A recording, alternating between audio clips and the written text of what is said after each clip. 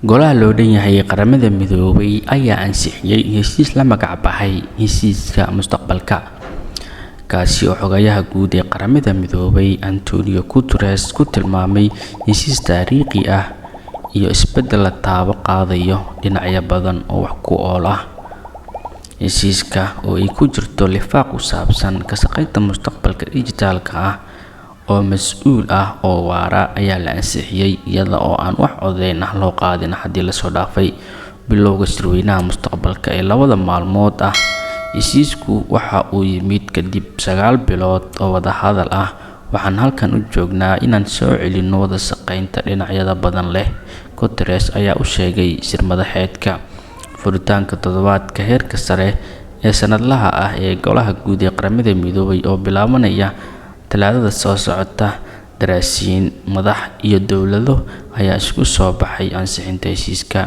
Hogaamiyayaasha ayaana ballan qaaday in ay xoojiyaan nidaamka dhinacyada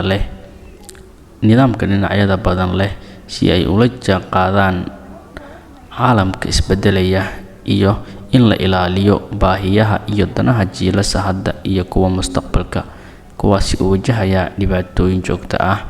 Waxaan aaminsanahay inay jirto waddo loo maro mustaqbal ifaya oo dhammaan bini'aadamka. Dukumiintiga heshiiska ayaana sidaas lagu yiri.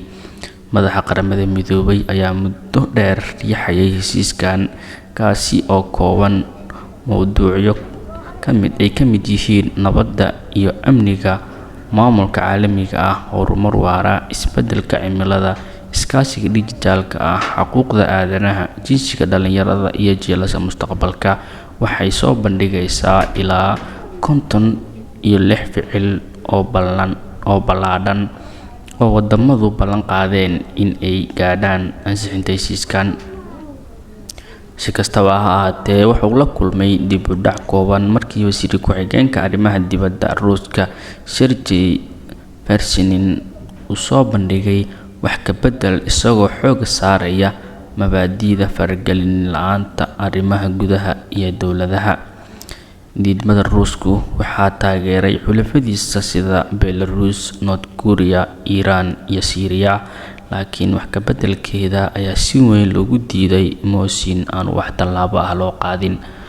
Wadamada soo koraya ayaa si gaar ah u dalbanaya ballanqaadyo la taaban karo oo ku saabsan dib u habeynta hay'adaha maaliyadeed ee caalamiga ah, iyaga oo ujeedadoodu tahay in la sugo si sahlan oo loo heli karo maalgelin gaar ah marka la eego saameynta isbeddelka cimilada.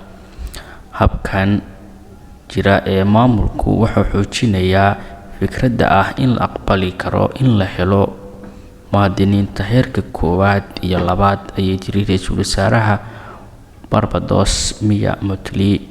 Heshiiska iyo lifaaqiisa is-afgarneed oo dhijitaal ah oo caalami ah iyo ku dhawaaqidda jiilalka mustaqbalka waa kuwo aan xad lahayn. Tani waxay kor u qaaday welwelka ku saabsan hirgelin gaar ahaan mabaadi'da qaar sida ilaalinta rayidka, iska horimaadyada lagu xadgudbo ee maalin walba ka dhaca adduunka.